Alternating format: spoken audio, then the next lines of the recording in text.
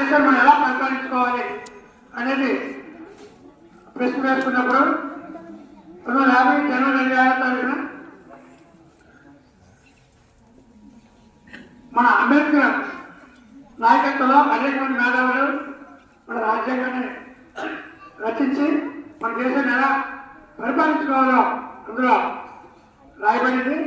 మన ప్రపంచంలో పెద్ద రాజ్యాంగం మనది. ఈ రాజ్యాంగంలో మన దేశాన్ని మనం ఎలా పరిపాలించుకోవాలో చాలా గొప్పగా రాశారు. మరి అందులో మనకి పౌరులుగా మన కొన్ని హక్కులు ఇచ్చారు, దాంతో పాటు కొన్ని బాధ్యతలు కూడా నెరవేర్చుకోమని చెప్పారు. మన హక్కులు ప్రాథమిక హక్కులు తగ్గించి హక్కులు అనుభవించలే కాదు, మన దేశం పట్ల చాలా బాధ్యతగా వ్యవహరించాలనేది దాని ఉద్దేశం.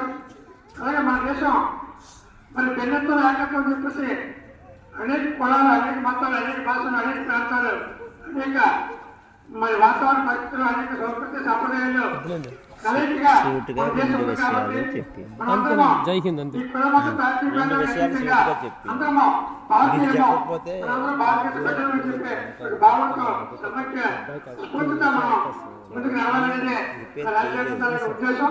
ఆ బాధ్యత మనం నిర్వర్తించాలి. అలాగే పిల్లలకి ఇచ్చాను సార్, పిల్లలకి ముందు మీరు అభివృద్ధి చెందాలి. గతంలో ఏదైతే మహనీయులు త్యాగాలు చేశారో ఆ త్యాగాల స్ఫూర్తితో మీరు కూడా మీ దేశ అభివృద్ధి చెందాలంటే మీ యొక్క చదువులో క్రమశిక్షణతో చదివి పెద్ద పెద్ద ఉద్యోగాలు చేసి లేకపోతే సామాజికవేత్తలుగా తయారయ్యి మీరు ఈ దేశానికి సేవలు అందిస్తే ఆటోమేటిక్ గా దేశం అభివృద్ధి చెందుతుంది.